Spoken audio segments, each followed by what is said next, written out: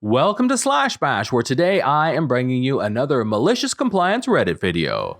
In our first story, forced to honor a contract and then asked to sign a new one. Let's jump right in.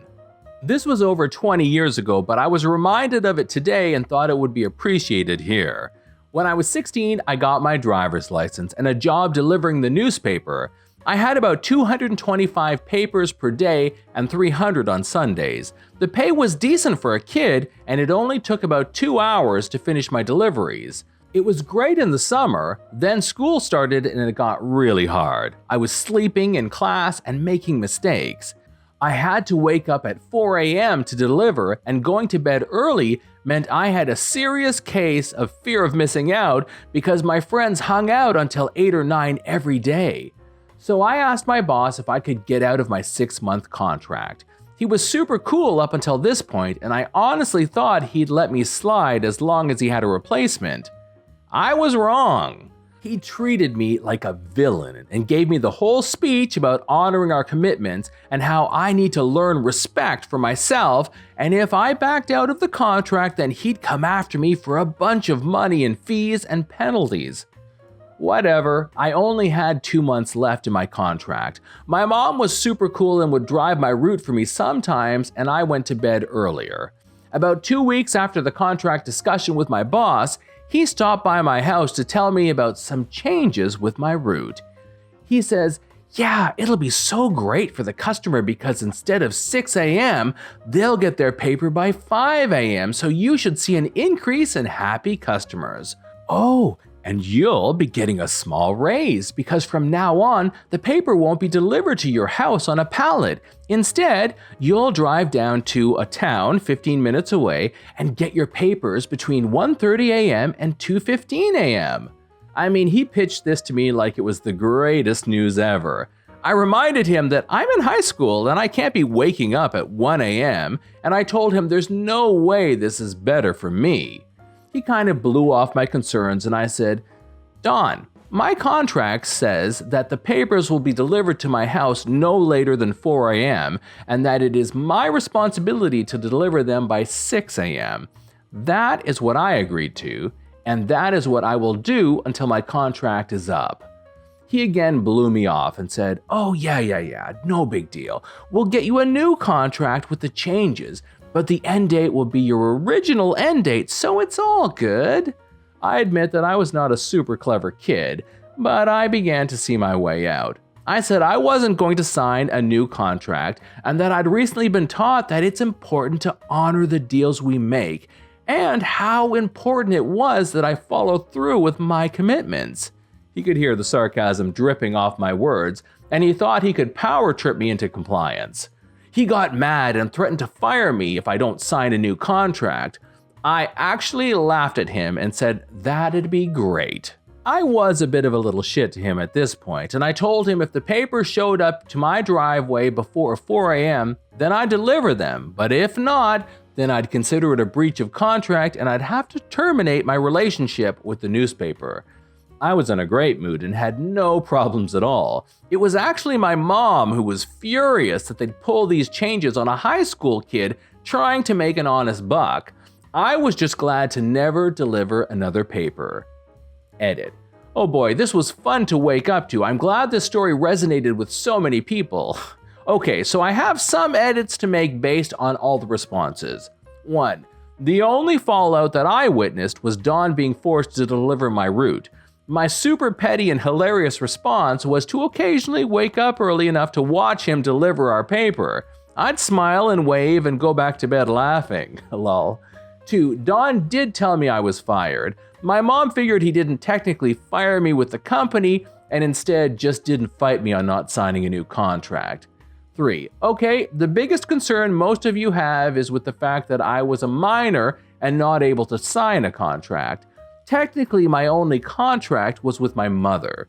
She's the one that signed the contract with the newspaper specifically because I was a minor. I don't know anything about the legality of a contract involving parents, kids, and employers, but I made a promise to my mom that I'd honor the contract for 6 months, and so I didn't feel right backing out. She saw that I was trying my best, and that's why she helped me deliver papers sometimes. before, some people have assumed this was a small town scummy paper. Nope, it was the second biggest paper in my state, so a big town scummy paper, lol. I actually had 3 routes local to my approximate neighborhood. It would have been an ideal job if I could have nailed down my sleep. And honestly, I didn't mind honoring my commitment, mostly because my mom was going through a bad divorce and I didn't want to add to her problems.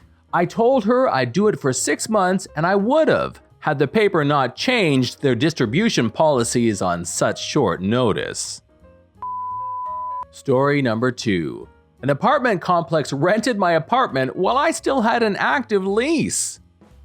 Arkansas has well-known laws that lean heavily on the side of the property owner, which leaves the renter pretty vulnerable to owners who want to be difficult, to say the least. Or at least they did when I lived there. I doubt much has changed since. So I move into town and find a 2-bedroom, 2-bathroom apartment, intending for it to be a short period of time while I scout out the town and look for a more permanent place. As for paying rent, they wouldn't or couldn't take an automatic monthly check from my bank or charge my debit card monthly. It had to be a paper check from me with a 4-day late fee window. I hate writing checks, and I had the cash, so I paid out the 12-month lease all at once. I find a great place about 6 months later, thinking I'll just break my lease and pay the extra 1-month penalty and walk away from my apartment. I call and let them know I'll be moving out. Long conversation short, the way the lease is written makes you think that's how it works, when in reality, at a second or third read, I'm still liable for the entire 12-month lease, and to break the lease essentially adds a 13th month worth of rent money. Knowing that up front, why anybody would break a lease is beyond me.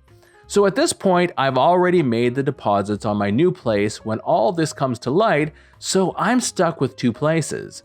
I tell the apartment complex I won't be moving out. Figure I'll just go ahead and let the lease run out, set the air condition to 80 and open the breakers to keep costs low. I slowly move my stuff to my new place since I have plenty of time now, and in the end I leave behind my ironing board and iron just to leave something, and I never really use them anyways.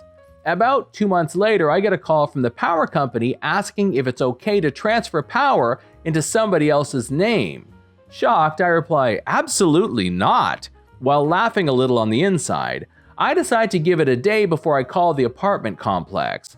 First thing the next morning, I get a call from the apartment complex, and with a super snarky entitled tone, I hear, "We need you to drop the power from your name so the new tenant can take over and move in." I explained that I still have an active lease on the place and can't fathom why they'd rent it out. She accuses me of abandonment, and therefore she is allowed to rent the apartment. My reply went along the lines of, "I rent that apartment with the sole intent of having somewhere to iron my clothes. Did you not see my iron and ironing board there?" She said she did, and she took it to the office to get it out of the apartment. We go back and forth on the semantics for a little. I let her know that I'm open to receiving a refund to the date on the new tenant's lease, and at that time I'd be happy to drop my name from the power. She refused, and the call ended with getting her boss's number from corporate. After mentioning to her boss that I can recognize a breach of contract when I see it, and that nowhere in the lease does it say I actually have to live there, not to mention her employee admitting to entering my apartment and stealing items of mine from inside, she quickly assured me that they are putting a check in the mail that day refunding my money to the first of that month, and told me I could go to the office to pick up my iron and board anytime. This is John from /bash. Thanks for watching. If you've enjoyed the video and want to be the first to know when the next one drops, then subscribe. And make sure you click on the notifications bell so that YouTube will actually show you my videos. We'd love for you to drop a like, share it with your friends, and we will see you in the next one.